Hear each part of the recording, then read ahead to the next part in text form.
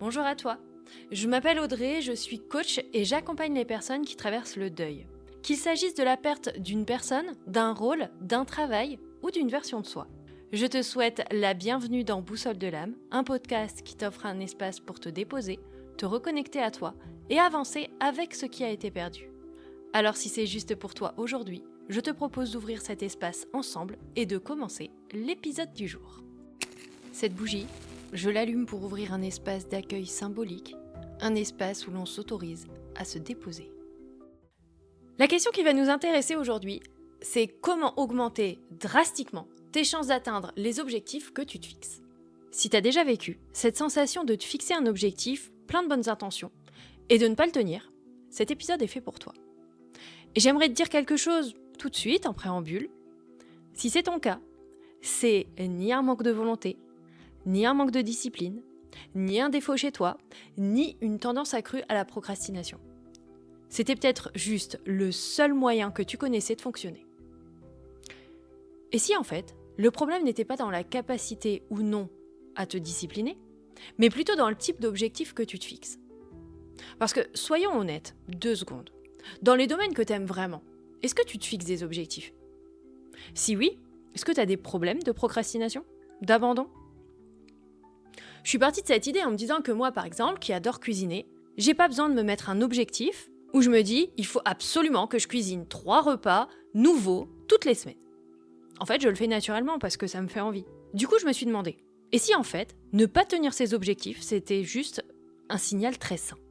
Pendant que tu écoutes, je t'invite juste à noter mentalement quel est l'objectif qui, en ce moment, te fatigue à rien qu'en y pensant. Et si tu te demandes le lien avec le deuil, parce que c'est quand même de ça dont il est question au départ dans ce podcast, tu verras que changer un fonctionnement ancré en nous depuis des décennies, ça implique un processus de deuil, même si cette perte, elle est invisible et elle est souhaitée. Même sans perte visible, on peut vivre des formes de deuil très silencieuses. Donc avant de plonger dans les raisons pour lesquelles on ne tient pas nos objectifs, on va juste prendre un moment pour comprendre comment le changement d'objectif peut être un processus de deuil. Imagine que tu as toujours fonctionné en te fixant des objectifs basés sur la peur de l'échec. Exemple pris totalement au hasard. Faire le deuil de cette approche-là signifie accepter que cette peur ne te définit plus et aussi qu'elle n'est plus du tout indispensable pour avancer. Ça implique du coup de reconnaître la sécurité que l'ancienne méthode t'apportait, tout en embrassant une nouvelle façon de fixer des objectifs. Donc l'objectif de cet épisode, c'est de t'aider à mettre de la conscience sur ce qui, en toi, demande à évoluer. Pourquoi on ne tient pas nos objectifs ? Eh bien parce que souvent, sans s'en rendre compte, on se fixe des objectifs qu'on n'a pas réellement envie d'atteindre. Ou pas de la manière dont on se l'impose. Pas envie dans le corps, pas envie dans l'élan, pas envie dans la joie. Ces objectifs-là, ils demandent une forme de contrainte, de volonté, parfois même une forme de violence intérieure. Et forcément, au bout d'un moment, quelque chose en nous résiste. Pendant longtemps, se forcer, ça a peut-être été une stratégie de survie. Elle nous a aidés à tenir, à avancer, à ne pas s'effondrer. Mais aujourd'hui, peut-être que c'est juste plus la bonne stratégie pour nous. Je vais te donner un exemple. Il y a eu une période, l'été dernier, où je me disais, il faut que je commence à publier sur Insta. Tout le monde en parlait autour de moi, je suis entourée de pas mal de personnes qui sont entrepreneurs, qui développent leur activité. Il faut que je fasse comme on m'a appris, comme on le dit dans mon entourage, comme font ceux qui réussissent. Il faut que je sois plus visible. Je l'ai fait en bonne petite disciplinée, qui quand elle s'engage, va au bout des choses. Alors c'est génial dans plein de domaines, mais dans certains, comme là, en l'occurrence, c'est moins génial. Après 6 semaines, j'étais complètement drainée de l'intérieur. Tellement ça me prenait de l'énergie. Et j'étais dans une belle ingratitude, parce qu'en plus, je voyais que ça n'apportait pas de résultats. En tout cas, pas de résultats à hauteur de ce que j'avais l'impression de faire comme effort. Du coup, je croyais que le problème venait de moi, alors que, après coup, avec une lecture un peu plus profonde, je vois bien que je me forçais à emprunter une façon de faire qui n'était pas la mienne. Quand j'ai arrêté de me battre contre mon fonctionnement, parce que j'ai un fonctionnement qui est plutôt lent, profond, introspectif, Introspectif, la procrastination, elle a disparu. Et aujourd'hui, je parviens à republier, mais à ma façon. D'une façon qui me donne de l'énergie et pas qui me draine. Avec le recul, ce que j'ai pu voir, c'est que c'était pas le fait de publier qui me posait problème. C'était la manière dont je me forçais à le faire. Donc, ici, je pense que ce qui est à retenir, c'est que c'était pas un manque de discipline ou un problème de motivation, c'était juste un signal clair que je me forçais à avancer d'une manière qui n'était pas la mienne. Quand j'ai arrêté de me violenter pour faire comme il faut, l'énergie est revenue et l'action aussi. Et récemment, la semaine dernière en fait, une personne très éclairée m'a rappelé la citation de Tony Robbins, qui dit que la discipline sans le sens, c'est une punition. Donc se forcer sans élan, sans envie, sans vision alignée, c'est pas de la croissance, c'est juste de la contrainte. Être aligné, ça veut pas dire que tout est toujours facile ou agréable. Attention, c'est pas ce que je dis, mais que l'effort sert quelque chose qui fait sens pour soi.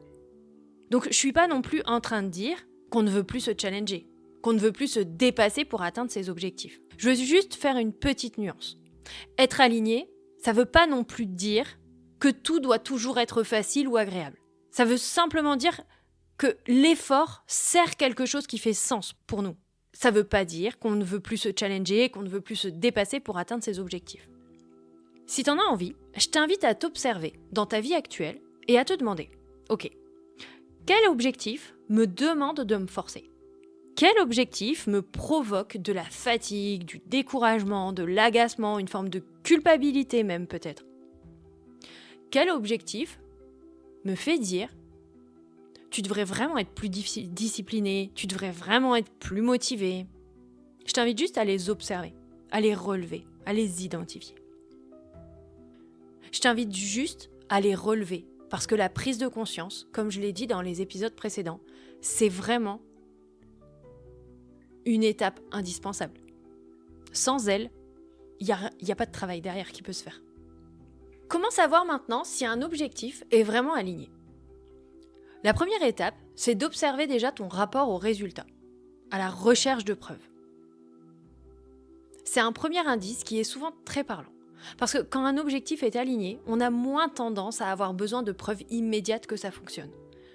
Pas parce qu'on s'en fiche du résultat, mais juste parce que le chemin pour y aller nous nourrit déjà. À l'inverse, si on se rend compte qu'on est très focalisé sur les chiffres, les résultats rapides, la validation extérieure, ça peut être un signal que l'objectif est surtout là pour te rassurer et non pour te déployer. C'est pas mal en soi, c'est juste une information à prendre en compte. La deuxième étape, c'est de se rappeler que l'alignement, c'est pas quelque chose de figé. C'est important de se le rappeler. Un objectif aligné aujourd'hui ne le sera pas forcément dans 6 mois, ni même dans 3 semaines. L'alignement, il fluctue avec nous, avec notre énergie, notre vécu, notre contexte. C'est pour ça que s'observer régulièrement, c'est primordial plutôt que de décider une bonne fois pour toutes. Plus tu te connais en fait, et plus ce discernement devient fin. Par exemple, pour beaucoup de femmes, comprendre leur cycle, leur niveau d'énergie, leur rythme naturel, aide énormément à ajuster leurs objectifs et leur atteinte sans se violenter.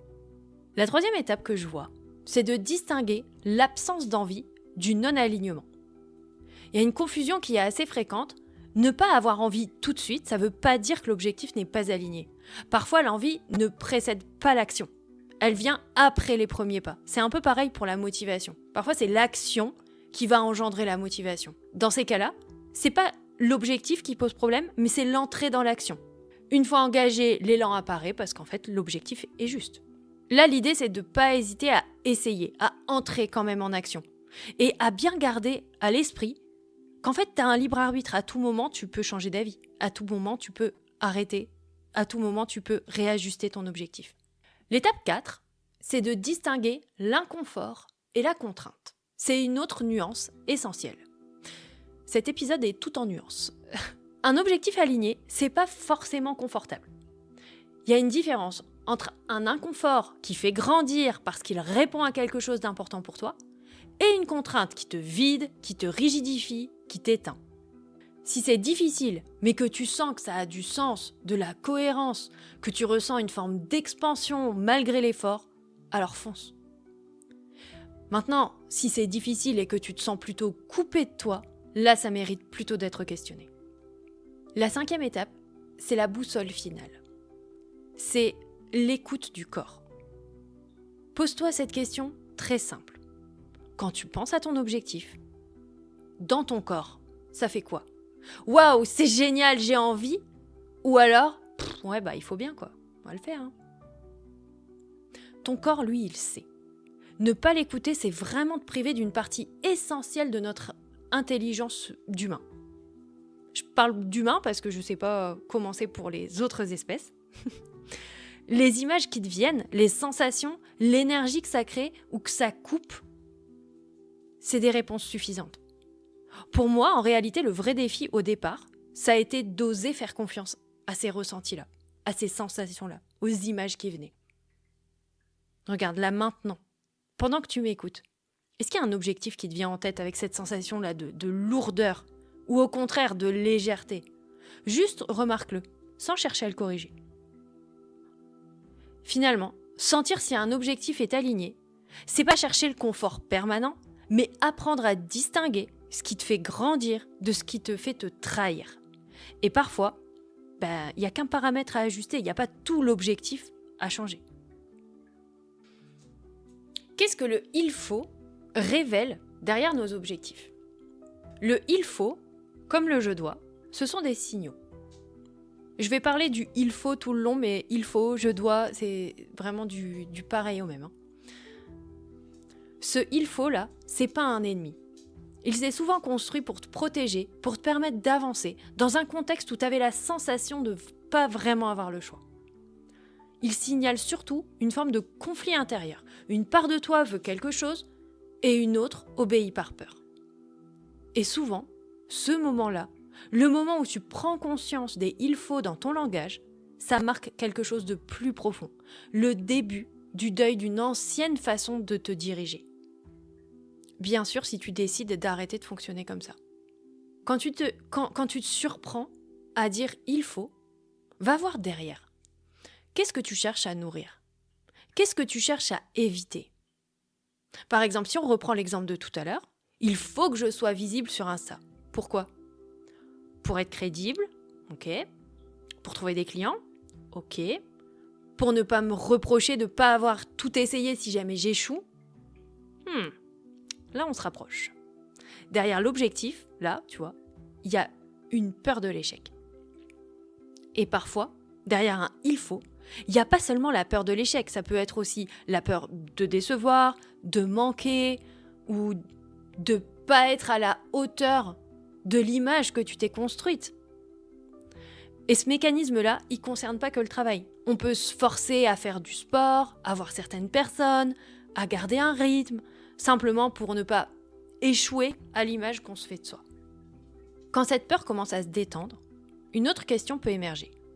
Je pourrais faire un épisode à part sur la peur de l'échec d'ailleurs, si besoin. Et si l'envie vient.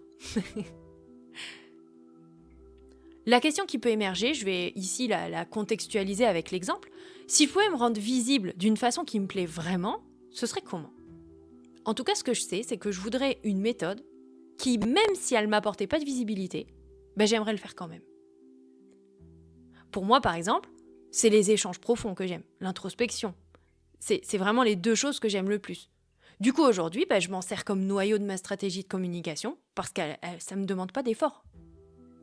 L'idée, c'est donc pas de supprimer les « il faut » de ta vie, mais de les écouter comme des messagers pour comprendre ce qui se joue en dessous et ensuite pouvoir les modifier.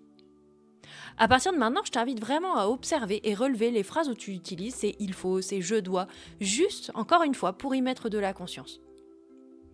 Si tu le souhaites, tu peux aussi essayer de compléter ces phrases-là à partir de ces objectifs qui te tendent. Si je ne fais pas ça, ça étant ton objectif, alors je perds, alors je risque. Et vous complétez. T'as pas besoin d'avoir une réponse claire tout de suite, parfois, cette question fait son chemin toute seule. Parce qu'en fait, une question, c'est comme une tête chercheuse. elle continue à travailler en toi, même si tu n'es plus concentré dessus. Donc juste te poser la question, ça te fait déjà bosser. Ensuite, ce que tu peux aussi te demander, c'est ok, si je pouvais atteindre cet objectif d'une manière plus juste pour moi, d'une manière qui me donne envie, ce serait comment en fait ? Du coup, comment on fait pour se fixer des objectifs vraiment alignés ? On veut pas tout jeter. On veut juste élaguer. Distinguer ce que tu t'imposes de ce que tu désires vraiment. La première chose, et la plus importante à mon sens, c'est de te rappeler pourquoi tu te fixes cet objectif. Est-ce que c'est pour éviter un échec, auquel cas tu es dans une forme d'énergie de manque, ou est-ce que c'est pour atteindre quelque chose qui te fait rêver, auquel cas tu es dans une forme d'énergie d'abondance, d'expansion. Un objectif aligné, il part d'une intention différente, pas d'un effort différent. Un objectif aligné part d'une intention différente, et pas d'un effort différent. Il donne un cap, une direction, une envie. Quand l'objectif devient une prison, un moyen de contrôle sur toi-même, alors c'est plus un objectif, c'est une stratégie de survie. Et nous, ce qu'on veut là, c'est sortir de la survie et entrer dans la vie. La clé, pour se fixer des objectifs alignés, c'est d'interroger en fait l'intention qui est derrière l'objectif. Et puis de reformuler l'objectif de manière plus alignée. Essaye d'éviter de tomber dans le piège de penser que ce ne sont que des mots. Reformuler, ce ne sont pas que des mots. Parce qu'en fait, si on y réfléchit bien, les mots qu'on pense et les mots qu'on dit, ils régissent notre vie. Je voudrais juste faire encore une petite aparté, une petite nuance, parce qu'il y a vraiment des objectifs qui sont nécessaires et qui ne sont pas plaisants du tout. Dans mon cas, par exemple, l'administratif. La question, c'est, pour ces objectifs-là, c'est pas tant de les aimer, mais de voir depuis quel endroit en toi tu les fais. Est-ce que tu le fais avec l'idée de prendre soin de toi, ou est-ce que tu le fais sans formuler l'intention derrière et du coup en te faisant violence ? En gros, c'est tu utilises le bâton ou la carotte. Par exemple, moi j'aime pas du tout, comme je te le disais, l'administratif. J'ai l'impression que ça me prend un temps fou, ça n'apporte rien de concret, et pourtant c'est faux. Quand c'est pas fait, je le vois très bien. J'ai des pensées parasites, ça me tourne dans la tête, ça m'empêche de me concentrer comme j'aime bien le faire. J'aime me concentrer de manière profonde et ça m'en empêche. Je me sens beaucoup moins sereine. Alors que quand mon administratif est fait, il se passe quelque chose de très clair. Je gagne en tranquillité, en clarté d'esprit, parce que je sais que mes affaires sont en ordre quelque part. Donc, effectivement, c'est pas plaisant sur le moment, mais c'est quelque chose d'aligné parce que ça soutient ma vie, ma sérénité intérieure, ma capacité à avancer plus librement ensuite, et c'est connecté à quelque chose d'important pour moi, qui est d'avancer l'esprit clair. Donc concrètement, se fixer des objectifs alignés, c'est 1. Regarder pourquoi tu veux les atteindre. 2. Sentir si l'effort te rapproche de toi ou t'en éloigne. 3. Les reformuler. Et 4. Accepter que l'alignement, ça passe parfois par une forme d'abandon d'une direction qui ne te correspond plus. Concrètement, se fixer des objectifs alignés, c'est 1. Regarder pourquoi tu veux les atteindre. 2. Sentir si l'effort te rapproche de toi ou t'en éloigne. 3. Les reformuler. Et 4. D'accepter que l'alignement passe parfois par une forme d'abandon d'une direction qui ne te correspond plus. Donc pour conclure tout doucement cet épisode, ce dont on parle ici, c'est pas seulement d'objectifs. C'est d'un changement de manière de se diriger. Parfois, pour avancer autrement, on a besoin d'accepter de laisser mourir une ancienne façon de fonctionner. Celle qui avance à coups de « il faut », celle qui est pilotée par la peur, par le contrôle, par l'anticipation de l'échec. Et comme tout deuil, c'est pas instantané. Mais laisser mourir ce mode de pilotage, c'est faire de la place pour une autre manière d'avancer, qui pourra être plus alignée, plus vivante, plus respectueuse de qui tu es devenu. Faire le deuil du pilotage par la peur, c'est pas basculer tout d'un coup, mais c'est amorcer un mouvement. Et parfois, ce mouvement, il commence simplement par écouter, s'observer, prendre conscience, se poser des questions différentes. Et en fait, c'est déjà beaucoup. Ce que tu gagnes en quittant un pilotage par la peur, c'est de ne plus passer ta vie à te retenir, mais plutôt à te rencontrer. Si jamais tu le souhaites, tu peux toujours m'envoyer tes objectifs par mail et je me ferai un plaisir de les élaguer avec toi. Et pour clôturer cet épisode, je te propose de te répéter cette phrase. Je choisis de ne plus avancer contre moi, mais d'avancer avec moi. Je choisis de ne plus avancer contre moi, mais d'avancer avec moi. Je souffle la flamme pour refermer cet espace et laisser ces mots infuser doucement afin que ta boussole intérieure réajuste peu à peu sa direction.